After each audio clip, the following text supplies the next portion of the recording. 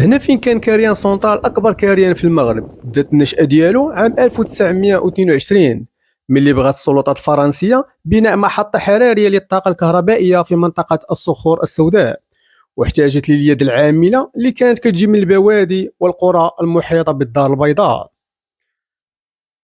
بالقرب من هذه المحطة الحرارية كان مقلع الحجارة بالفرنسية كان سميتو كارير دو لا سونترال، وهاد العمال اللي جاو من البوادي بناو أكواخ من التبن باش يسكنوا فيها مؤقتا. من بعد مدة تحولت إلى مجموعة من البراريك من القصدير والخشب. اسم كاريان سونترال جا من هاد العمال المهاجرين كيبغيو ينطقوا مقلع الحجارة بالفرنسية كارير دو لا سونترال، بالفرنسية كينطقوها بكاريان سونترال. تزادوا الناس وكبر كاريان سونترال وتجاوز أراضي البلدية، واصحاب الاراضي بداو كيبيعوا ويكريو هاد الارض، وهنا غتبان واحد الفئه ديال المستثمرين كيبيعوا ويشريوا في البرارك وبالتقسيط للمهاجرين. كان كاريان سونترال بحال واحد المدينه اكواخ، واعتبرته السلطات الفرنسيه وكرا للقوميه والمقاومه الشعبيه وبالتالي تهديدا للنظام. من بعد سلطات الحمايه دارت واحد مخطط سميتو إيكوشار 1946، وهو مهندس فرنسي معماري كانت عنده فكره يسكن الناس بزاف من الكريان في مسافه قليله.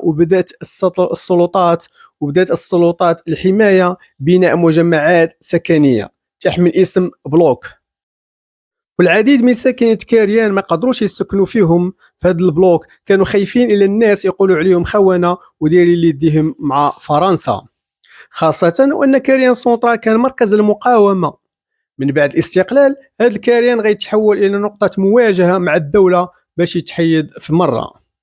كان ساكنه كاريان سونترال كتعيش كثير من المآسي، كانت النيران او العافيه كتشعل بسهوله في هذا البرارك من القصدير، مخلفه العديد من الضحايا، والناس كانوا في معاناه سواء في الصيف او الشتاء، كانوا عايشين ظروف صعبه من ضيق البراريك وغياب الخدمات الاساسيه من ماء وكهرباء وقنوات الصرف الصحي.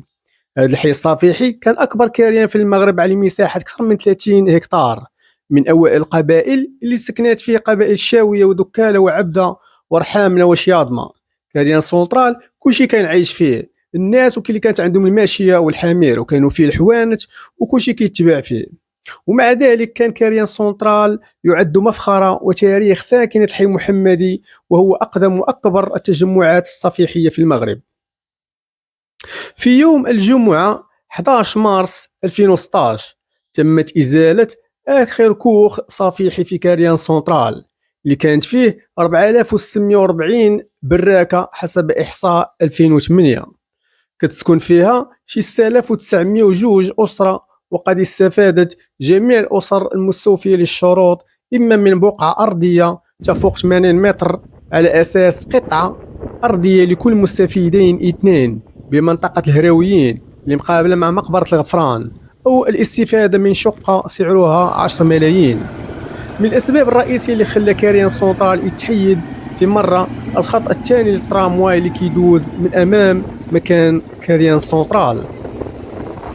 وجه والي جهة الدار البيضاء سطات محمد ميدية التعليمات ديالو لشركة الدار البيضاء البيئة ومجلس الجماعي من أجل تحويل هذه البلاصة ديال كاريان سونترال إلى منتزه كبير يكون متنفسا للساكنة البيضاوية، وبذلك قطع مهيدية من خلال توجيهاته الطريق العدد من المنعشين العقاريين اللي كانوا باغي يبنيو السكن في هاد 30 هكتار. هذا المكان غيتحول الى منتزه فيه حدائق والعاب ترفيهيه لفائده المواطنين، ويشكل متنفسا لمجموعه من المقاطعات كمقاطعه عين السبع والحي محمدي وسيدي مومن والبرنوسي ومولاي رشيد. ومعلوم ان كاريان سونترال الى جانب كونه مهد المقاومه ضد المستعمر كان يعتبر من اكبر التجمعات السكنيه قبل ان يتم تنقيل قاطنيه الى الهراويين في مديونه.